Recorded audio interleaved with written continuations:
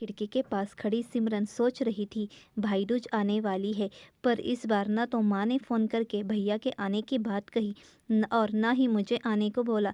ऐसा कैसे हो सकता है? हे भगवान, बस ठीक हो सब कुछ। अपनी सास से बोली, माँ जी मुझे बहुत डर लग रहा है, पता नहीं क्या हो गया, मुझे कैसे भूल गए इस बार। सास ने इजाज़त देते हुए कहा, कोई बात नहीं बेटा, तुम एक बार खुद जाकर देख आओ। सास की आज्ञा मिलने भर की देर थी कि सिमरन अपने पति के साथ मायके आ जाती है, परंतु इस बार घर के अंदर कदम रखते ही उसे सब कुछ बदला सा महसूस हुआ। पहले जहाँ उसे देखते ही माँ पिताजी के चेहरे खुशी से खिल उठते थे, इस बार उन पर परेशानी की झलक साफ दिखाई दे रही थी। पहले भाभी उसे देखते ही दौड़ी चली आती थी और प्यार से गले लगा लेती थी, पर इस बार दूर से ही एक हल्की सी मुस्कान दे डाली। भैया भी ज़्यादा खुश नहीं दिखे। सिमरन ने जैसे तैसे एक रात बिताई, परंतु अगले दिन जैसे ही उसके पति उसे मायके छोड़ वापस गए, उसने अपनी माँ से बात की। तब उन्होंने बताया, इस बार कोरोना के चलते भैया का काम बिल्कुल बंद हो गया, ऊपर से और समस्याएं, बस इसी वजह से तेरे भैया को तेरे घर भी ना भेज सकी। सिमरन बोली, कोई बात नहीं माँ, ये मुश्किल दिन भी जल्दी निकल जाएंगे, आप चिंता मत करो। शाम को भैया भाभी आपस में बात कर रहे थे, जो सिमरन ने सुन ली।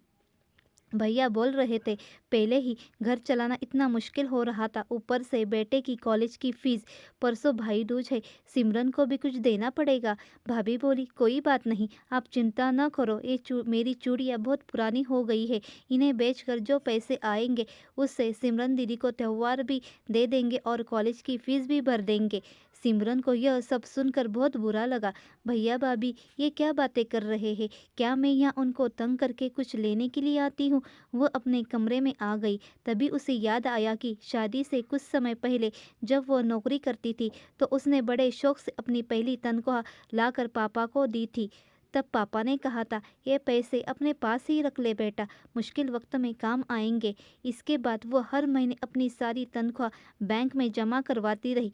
शादी के बाद जब भी मायके आई तो माँ ने उसे पैसे निकलवाने को कहा, पर सिमरन हर बार कह देती थी कि अभी मुझे ज़रूरत नहीं है। पर आज उन पैसों की उसके परिवार को ज़रूरत है।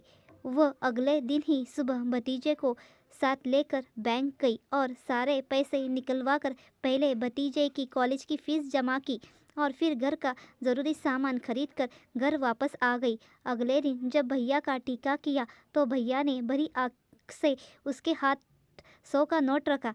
सिमरन मना करने लगी तो भैया बोले, ये तो शगुन है पगली, मना मत करना। सिमरन बोली, भैया बेटियां मायके शगुन के नाम पर कुछ लेने नहीं, बल्कि अपने माँ बाप की अच्छी सेहत और कामना करने। भैया भाभी को माँ बाप की सेवा करते देख ढेरों दुआएं देने और बड़े होते भतीजे भतीजों की नज़र उतारने आती है। जितनी बार मायके की दहलीज पार करती है, ईश्वर से उस दहलीज की सलामती की दुआएं मांगती है। जब मुझे देख माँ पापा के चेहरे पर रौनक आ जाती है, भाभी दौड़कर गले लगाती है, आप लाड लड़ाते हो, मुझे मेरा शगुन मिल जाता है। अगले दिन सिमरन ने मायके से विदा हो लेकर ससुराल जाने के लिए जैसे ही दहलीज के पार कदम रखा कि भैया का फ़ोन बज उठा। उन्हें अपने व्यापार के लिए बहुत बड़ा ऑर्डर मिला था। वे सोचने लगे, सचमुच बहन बेटियां मायके कुछ लेने नहीं, बल्कि अपनी बेशकीमती दुआएं देने आती है। जब वे घर की दहलीज पार कर अंदर आती है तो बरकत भी अपने आप भीतर चली आती है। हर बहन बेटी की दिल की तमन्ना होती है कि उसका मायका हमेशा खुशहाल रहे और तरक्की करे। मायके की खुशहाली देख उसके अंदर एक अलग ही ताकत भर जाती है, जिससे उसके अपने जीवन में पेश आने वाली मुश्किलों का वो डट कर सामना कर पाती है।